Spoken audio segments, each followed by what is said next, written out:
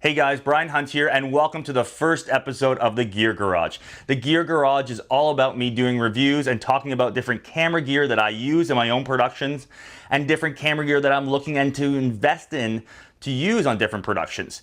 This first episode is going to be all about the FS5 Mark II and how well we can get this matched with the FS7.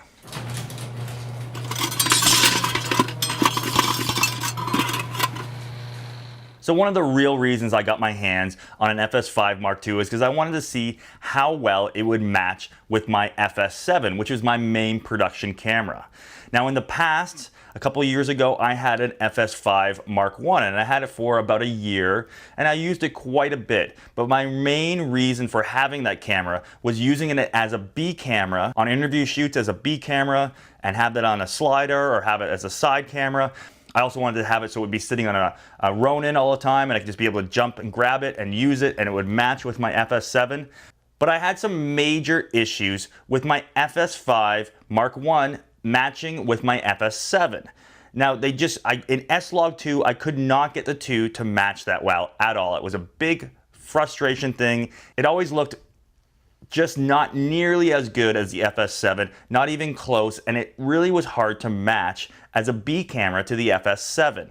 So that's why I got my hands on the FS5 Mark II. I wanted to test out how that would look because they've said they've made some changes to the color science on this. Otherwise, everything else on the camera is pretty much exactly the same as the FS5 Mark I, with the exception that you have the RAW upgrade. It comes with the camera, and you have the different color science. Otherwise, it's the exact same sensor. Everything else is the same. There's some great reviews that were done on this camera that I have linked below in the description if you want to see those and see a bit more in-depth thing on just the FS5 and how it works and what people like about it. But my real test here is I wanted to see, could I get this to compare with my FS7?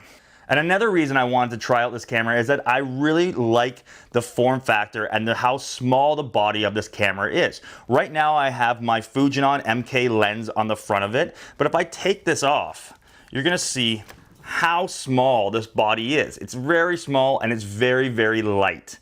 Okay, so if I want to get this into a backpack and get into a very small configuration where I can have a couple lenses, say my two Fujinon MK lenses with me, and this camera, and maybe my 70-300 Sony lens, I can have that in a kit with a few batteries in the back and an Atomos monitor, and I can have that. I can ride my bike into locations if I'm shooting mountain biking. I can be on the ski hill if I'm shooting skiing and snowboarding, and I can move around very easily.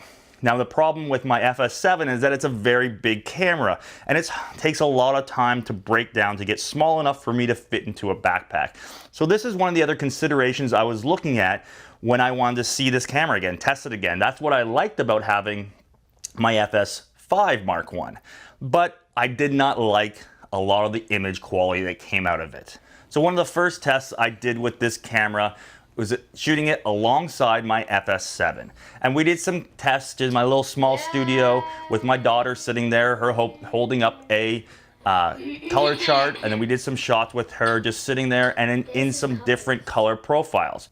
On the FS7, I shot in S-Log3 Cine EI with the base ISO of 800. On the FS5, I also shot in S-Log3. Its native ISO was 2000. So there's a bit of different exposure-wise that way, but I had the MK series lenses, the Fujinon MK lenses on both the cameras, so they were both matching that way, and I did some stuff back and forth. I was also shooting to an Atomos recorder for the FS5, the Inferno, so I could take the raw input and do that into ProRes, and I was doing the same thing on my Sumo 19-inch monitor, where I was bringing that image in from the raw image on the FS7 and going and recording that as ProRes as well on the Sumo monitor. So one of the things I did notice with the FS5 when I was shooting the FS5 with the FS7 with basically the same specs side to side is when I put up a black background, the FS5 Mark II still was quite a bit more noisy in the blacks than the FS7. Okay, so these things we could manage a bit in post. We could use something like Neat Video on it to help us bring down that noise in the blacks, but I wasn't totally sold. I didn't really like the way that was handling the darker images on the FS5.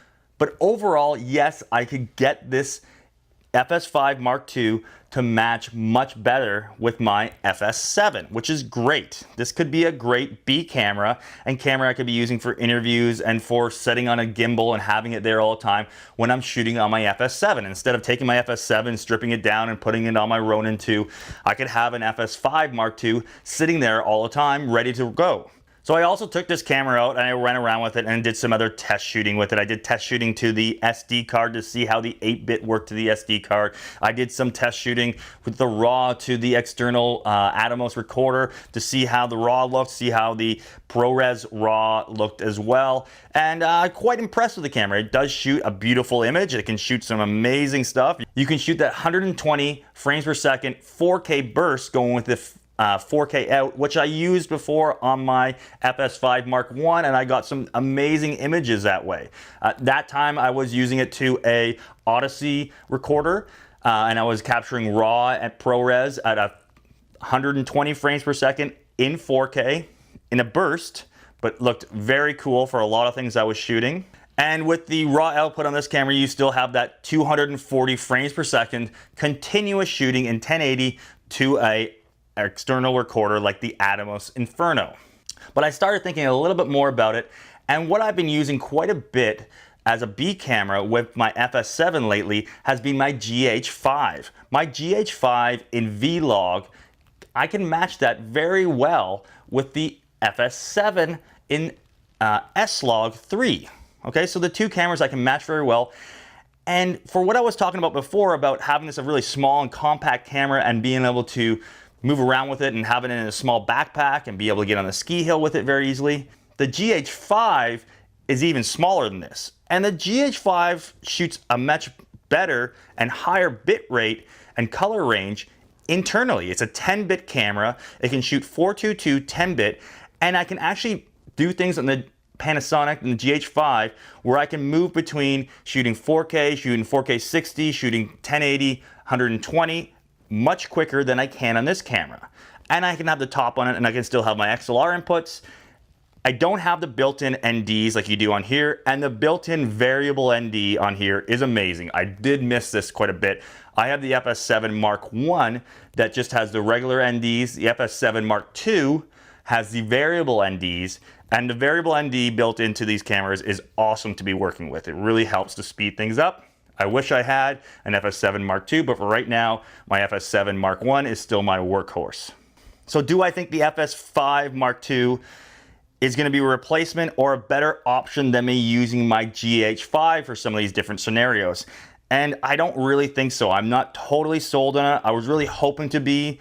It does match better, but again, the GH5 is so powerful, and for the price point, it's quite an amazing camera. I can get conversion so I can use my MK lenses on my Panasonic on the Micro Four Thirds. So I don't think I'm going to be investing in this camera right now, but if you're somebody else coming in and you're looking for a camera that has professional qualities, that has RAW output on it, the FS5 might be a great option for you. If you're looking for something to run and gun and be able to move around and be quite light, the FS5 Mark II could be a very good option for you, and the color science is better than it was before. It's not perfect, but it's better, and it matches better with some of the other Sony cameras. So thanks so much, guys, for watching the first episode of the Gear Garage. We're gonna have a lot more stuff coming at you, so please subscribe to the channel. Please give us a like and a thumbs up if you like this video, and we're gonna see you guys on the next Gear Garage.